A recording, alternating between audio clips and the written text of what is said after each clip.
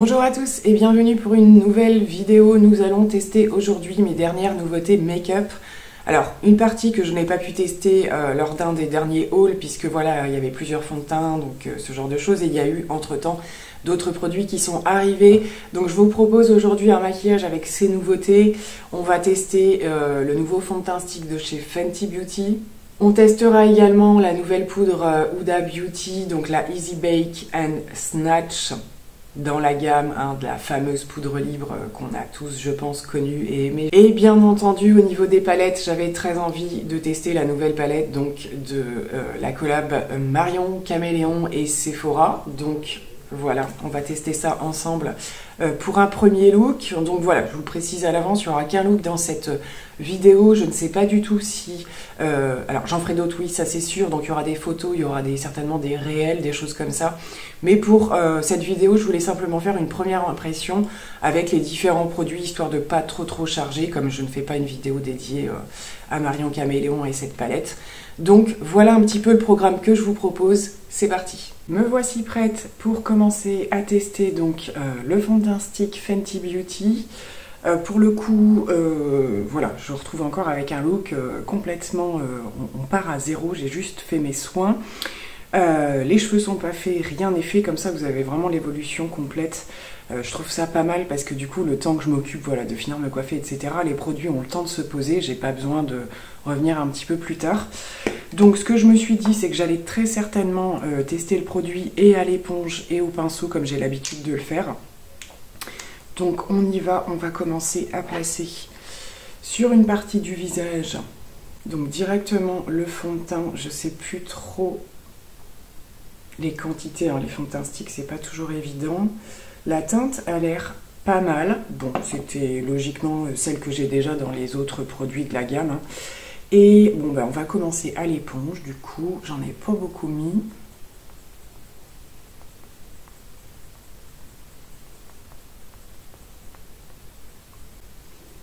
Alors, pour commencer, il se place plutôt bien.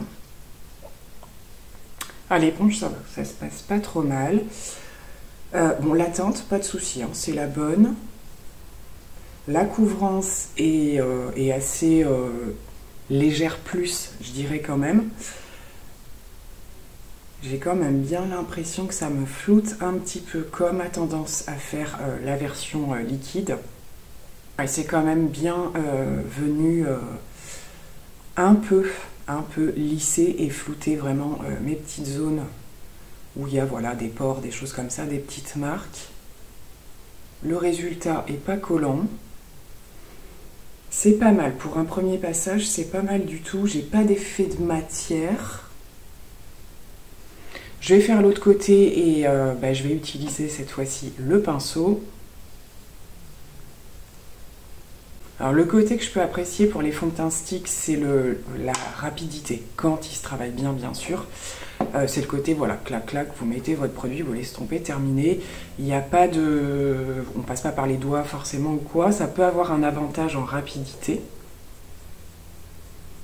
Alors, qu'est-ce que ça donne au pinceau? Alors au pinceau, je le vois tout de suite, on a un chouïa plus de couvrance, comme c'est souvent le cas. Ben, ça se passe très bien aussi au pinceau. J'ai pas de petites stries comme ça peut faire parfois. Ça le fait surtout en général avec les fonds de teint liquides.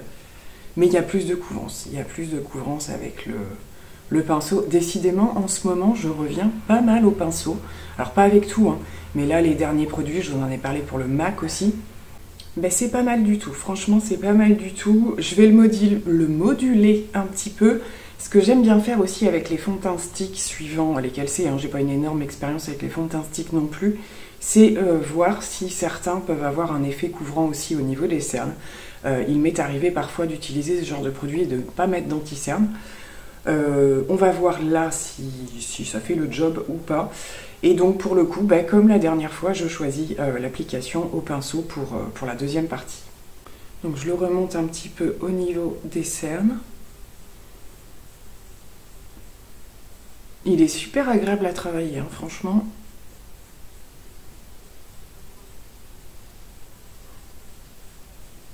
Et ben franchement, je suis très agréablement surprise. On va voir, on va pas non plus crier victoire trop vite avec le reste des produits, surtout que j'ai une poudre à tester.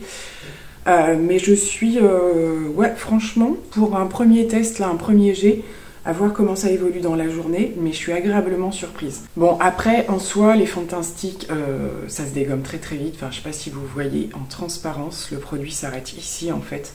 C'est un produit qui va être terminé très très rapidement, je pense, surtout s'il me plaît et que je l'utilise beaucoup, forcément. Bon, eh bien, c'est pas mal du tout. Je vais quand même, je voyais, j'ai mis un petit peu au niveau des cernes. Bon, ça fait pas effet anti-cerne, hein. Ça suffit pas pour... par rapport à l'état de mes cernes en ce moment. Donc je vais en rajouter un petit peu avec le, comme d'habitude, Natasha Denona, et on va pouvoir passer à la poudre. On va maintenant passer à la poudre avec la nouvelle de Huda Beauty, donc dans la gamme des Easy Bake. Alors là c'est Easy Bake and Snatch. J'ai choisi la teinte Cupcake. Donc, alors pour toutes celles qui sont fans de la poudre Huda Beauty, ben, j'en ai vu pas mal hein, sur YouTube qui se disaient, ben, voilà, une fois qu'on l'a en version poudre libre, est-ce que ça vaut vraiment le coup? Bon, je pense qu'il y a peut-être quand même des petites nuances au niveau de cette poudre, des caractéristiques en tout cas. C'est vrai qu'on a tous peut-être un petit peu peur d'être déçus par rapport à la version originale, hein, quand ils reformulent ou qu'ils font sous des versions différentes, parfois on peut être déçu. Je vous montre un petit peu mieux le packaging. Donc voilà, petit boîtier très joli. J'aime beaucoup le boîtier qui se présente comme ça. Vous avez le petit miroir avec la poudre et de l'autre côté, vous avez la petite houppette comme ça qui est préconisée d'utiliser. C'est une houppette en mousse un petit peu. Et moi, comme d'habitude, je vais la tester histoire d'eux, mais en général, je prends ma houppette Linda Alberg, hein, qui est... tellement commencé à user qu'on ne voit même plus les écritures dessus. Bon, et puis je vais utiliser le petit miroir comme ça pour voir. Donc on va commencer par la zone T. Je regarde un peu comment ça prélève sur la petite mousse. Et c'est parti. Alors, pour commencer, j'aime pas du tout. Pour moi, c'est trop petit. Et ça a un côté un petit peu trop, je sais pas, un peu collant là où... j'aime pas du tout. Bon, j'aurais testé. Hein. Je prends ma houppette classique. Et je continue.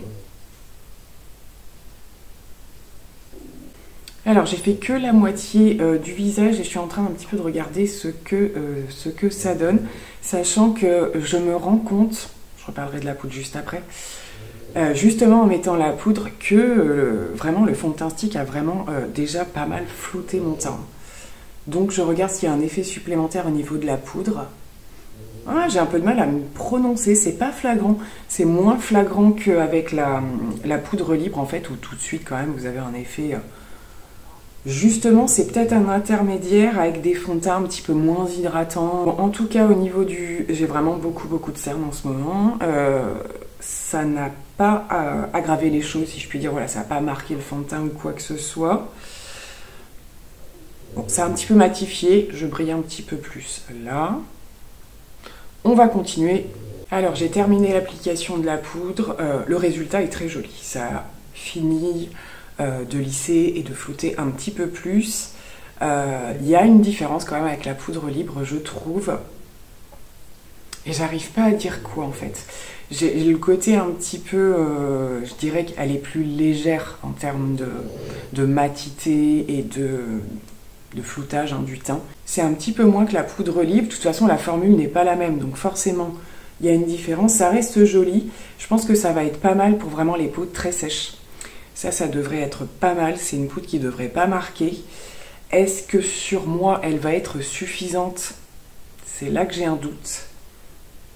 Point d'interrogation pour la poudre. On ne peut pas toujours avoir un avis dès le crash test, hein, forcément.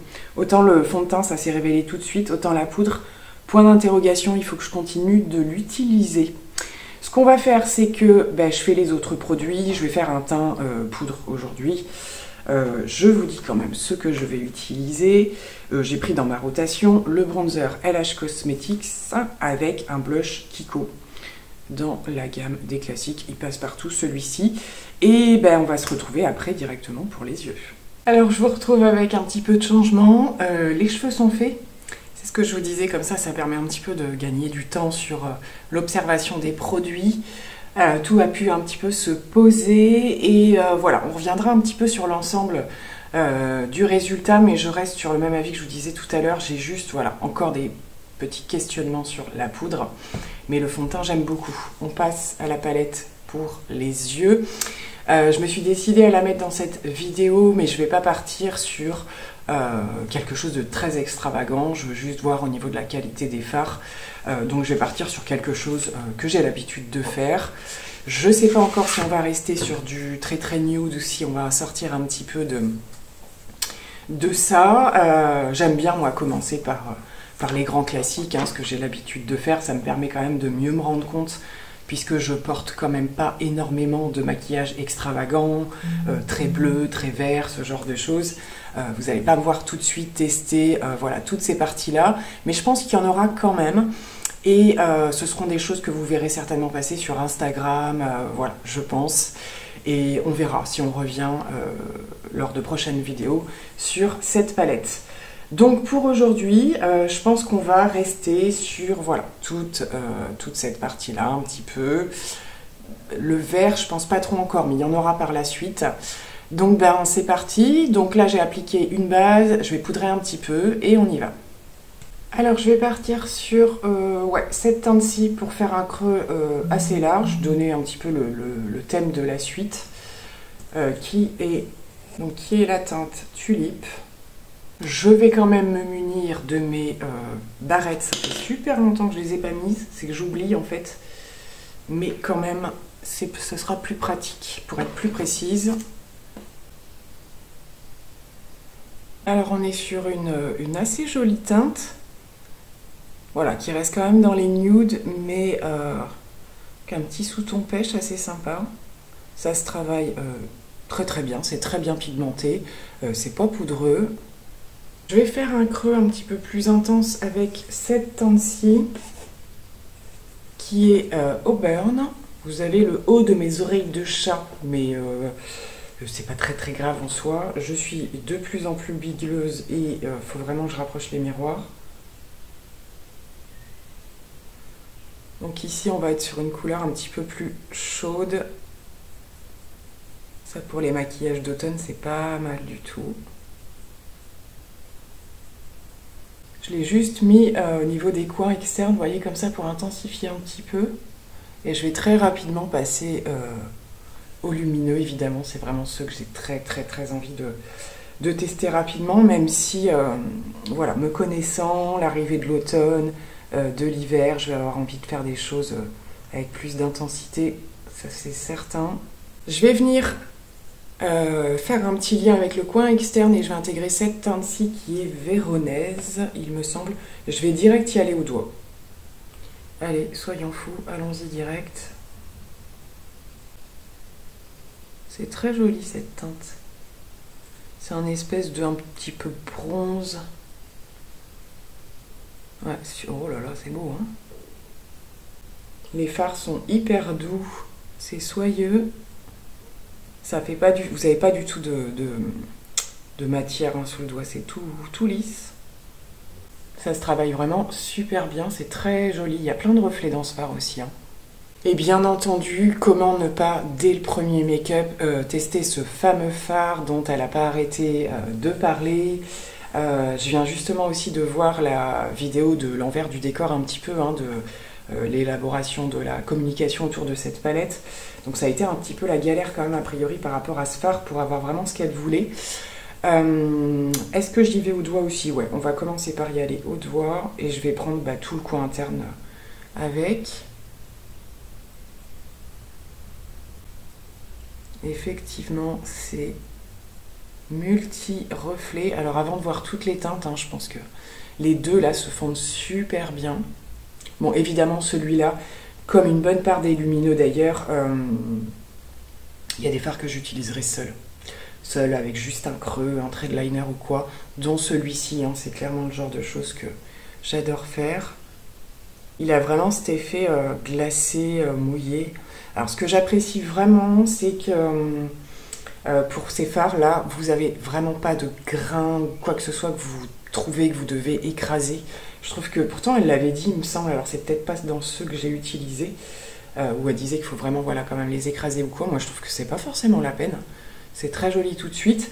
Pour aller encore plus au niveau du coin interne, je vais prendre un embout mousse et je vais venir encore intensifier par ici.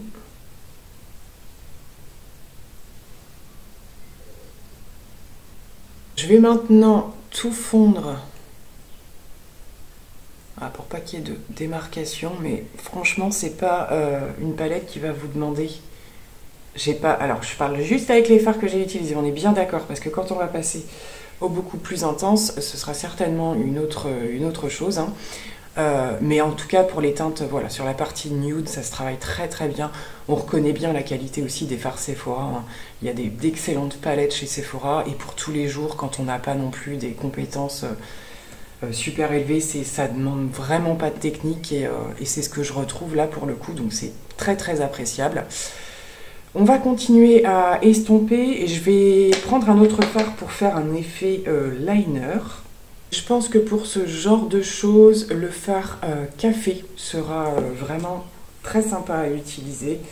De même qu'il le sera, je pense, pour les tendances actuelles, hein, les Expresso Makeup et compagnie, ça peut être pas mal, les smoky. Et on y va.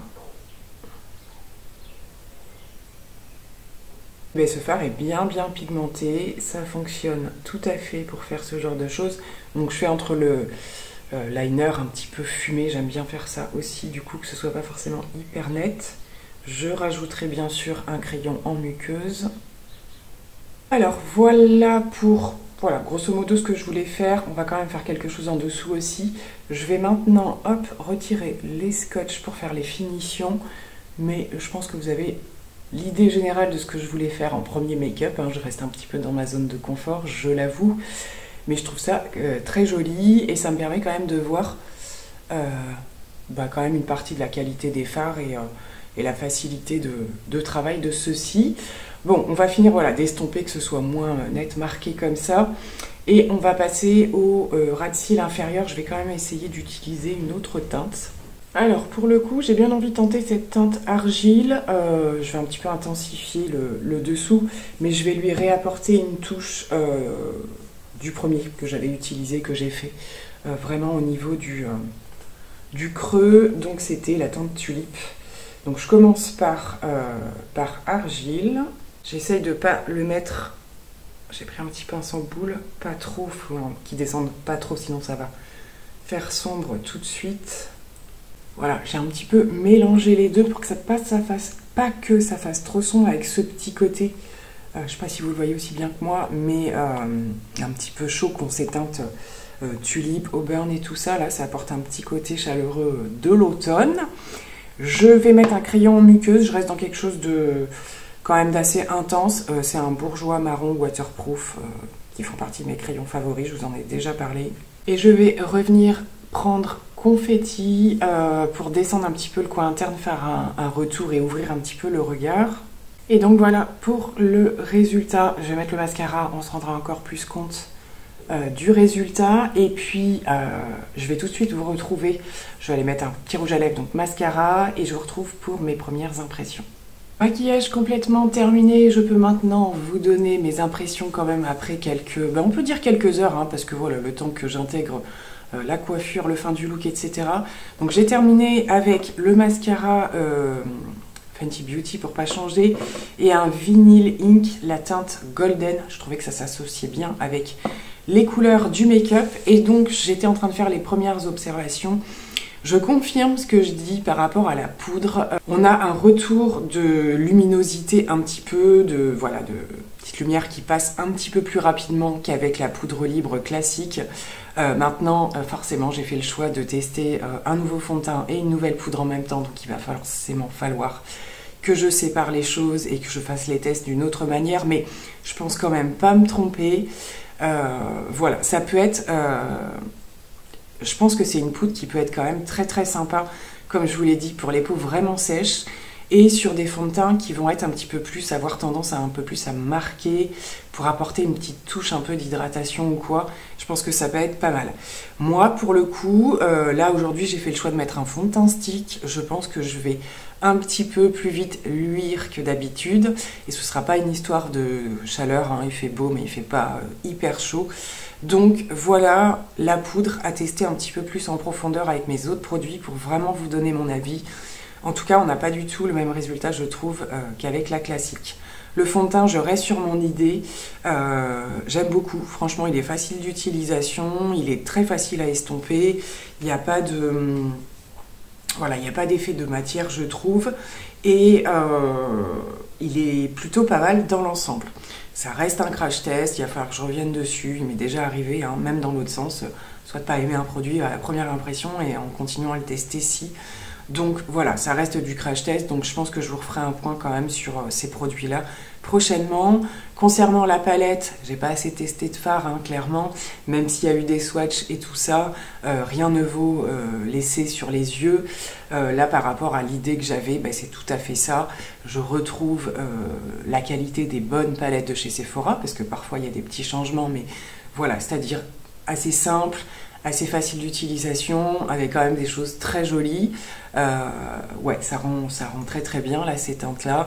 J'ai bien entendu quand même très envie de mettre mes pinceaux dans les fards mat et d'essayer des choses un petit peu plus originales, hein, bien entendu.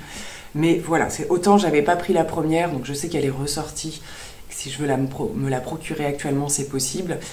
Et finalement, j'aurais commencé par tester la numéro 2.